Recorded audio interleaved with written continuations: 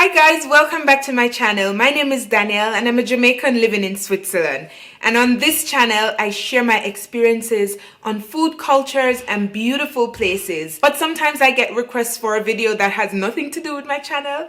For example, the topic of today, as you can see in the title, is pros and cons of starting and running a small business. So this video was requested by a subscriber and I decided to do this. So as you guys know, I do run a small business here in Switzerland, and I'm going to share with you some pros and cons of running and starting a small business with a little bit of Swiss context. So I think what I'm going to share with you can be generalized, so it's not necessarily only for people starting business in Switzerland, but anywhere in the world you will face some of these cons and also these pros. So if you're into stuff like that, stick around for the rest of this video. Language. Okay, so let's get right into it. I think I want to start with the cons first so we can end on a high note with the pros. So we're going to start with the cons. Also, the cons are longer. Like, I have a longer list of cons than I do for pros, which is usually not advisable. There's an ongoing thing, like if you have problems in your relationship, you should like make a list of pros and cons. And if the cons outweigh the pros, then you should get rid of that. Well, let me tell you, in business, there is a lot of cons and the pros may be less in some cases, but they are so significant that they outweigh the cons. On my list, I have more cons than pros.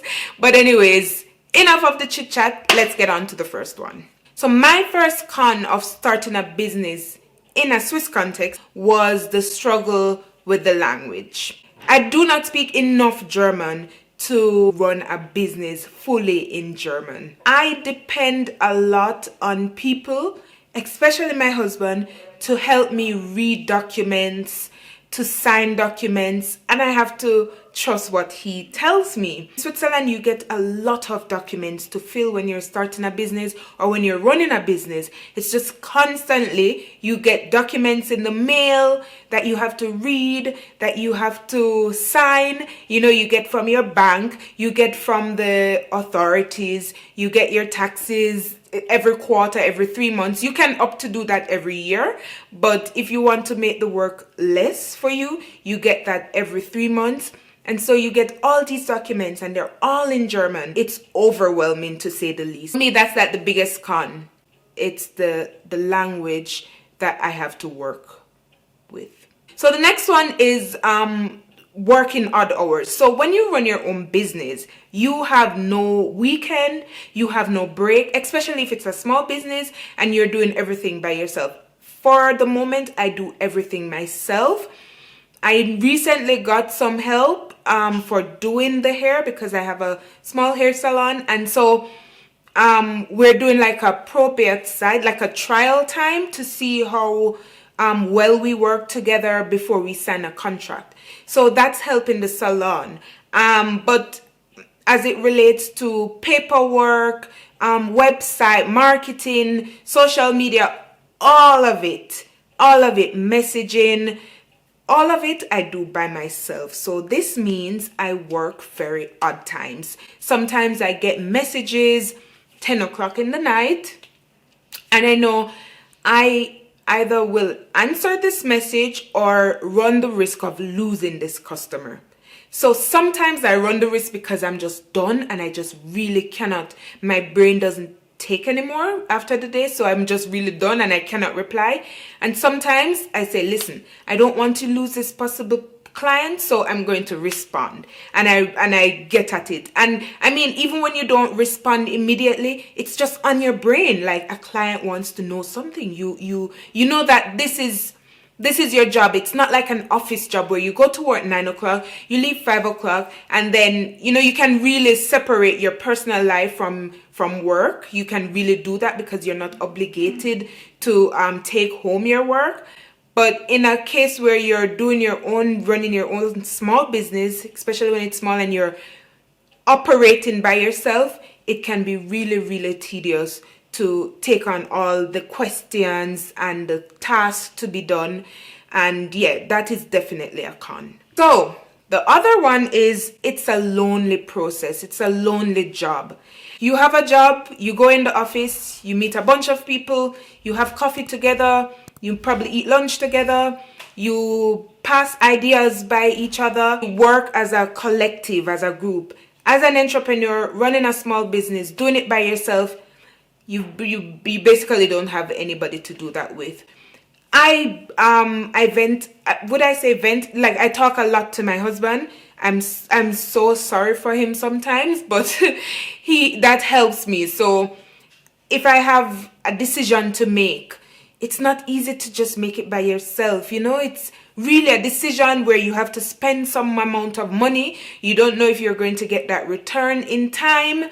You don't really know if you can afford it, for how long. Like, if you're making an investment, how long do you need that return back? There's nobody to bounce these ideas off. Social media, content creation, the website. I built my website alone, and it took me a long time because I was not satisfied with some things. And then you didn't have people to like throw it at and say, how does this look? Yeah, you can ask your friends and so on, but it's not the same, There are so many things. It's a lonely process. That's my point. It's very lonely. So the next thing on the cons is taxes.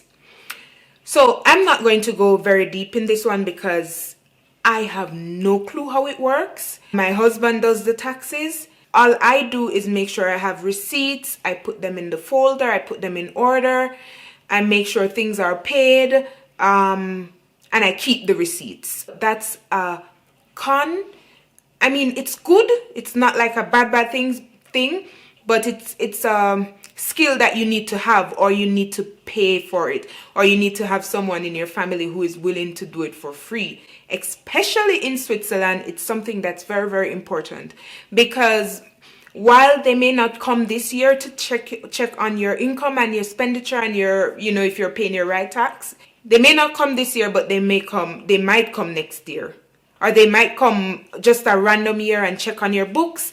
And if you have been declaring less than what you earn, you can get in big trouble. That's called tax fraud. So you don't want to get caught up in that. You want to make sure you're paying your right taxes, the right amount of tax on what you earn. So that for me is a con, because I do not have that skill. This one is a tricky one. You are often scared to spend what you've earned. Okay, what I mean by this is you work, you pay yourself, you make sure the business has something, but in the back of your mind, you know that this business is your own responsibility. You do not want to do like spend all your money you pay yourself and then there's some problem. For example, we're going through a pandemic now, and for the moment, business for me is going okay. I'm getting jobs, it's working, but I don't know when it's gonna stop. I still have to pay my salon rent. I still have to pay the electricity. I still have bills coming. So, of course, I don't go about and spend as I would have a regular job.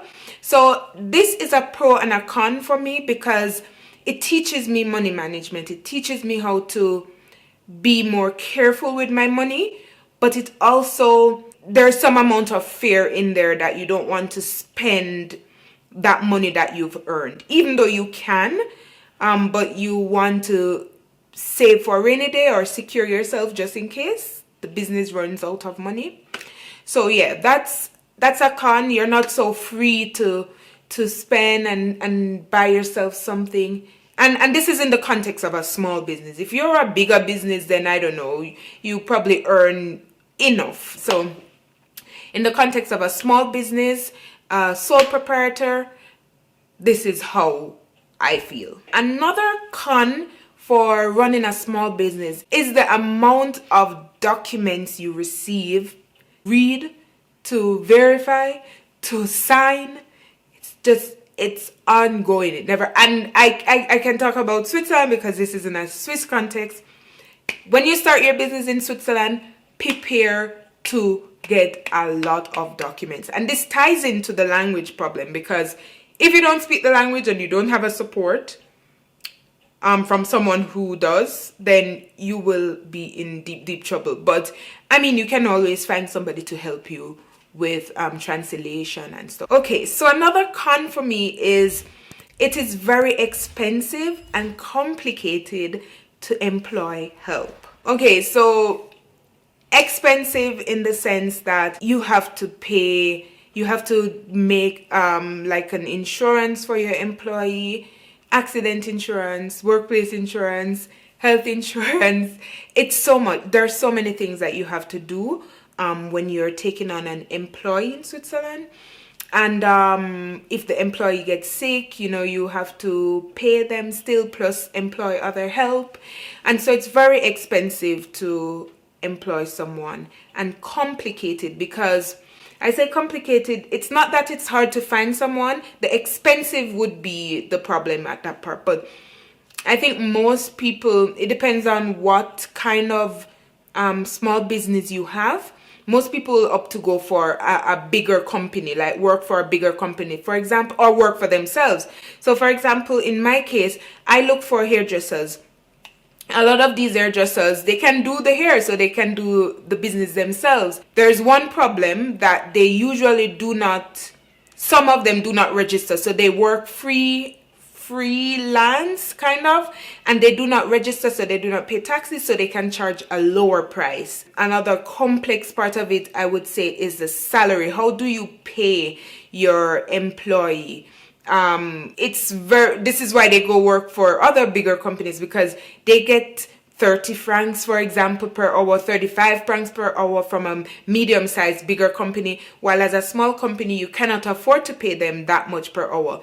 So it's very complicated to find help here in Switzerland when you are a small business. It's very hard to be your own boss. What do I mean by that? Okay, I know that if I lay in bed and do nothing, I don't earn any money. That's just it. I cannot call in and say, oh, I'm sick, even if I'm sick, you know. So I know I have to go work. I mean, it's not only just doing the hair, but it's just like setting up all the things that lead up to getting a client. Sometimes I'm not motivated. Sometimes I just feel like, oh, I just don't want to do anything. And I don't have somebody to push me and say, no, you have to bring in this work by this time. You have to submit that. Come on. You know, so it's very hard to be your own boss, your own motivator, you know. But and that affects your mental health as well, because, you know, okay, I need the money to do this, but my body doesn't feel to do that. So I would say, as a small business owner, if you're looking to go into something like that, please make sure that your mental health is in the right place, because it will get dragged a bit. I feel like I'm missing out a con or some cons. As usual, there are many cons to one situation, and after this video I might find another one and whatever, but who knows, I can make more videos on this topic. So for now, that's all the cons I have on starting and running a small business. Now let's get into the pros. This list is not so long, but let's get going. So my number one thing about having my own small business is the flexibility. I absolutely love the flexibility of running my own small business. I'm more free-spirited, and I like to be able to be flexible and make my own time. And as a small business operator, I can do that, and I really appreciate that.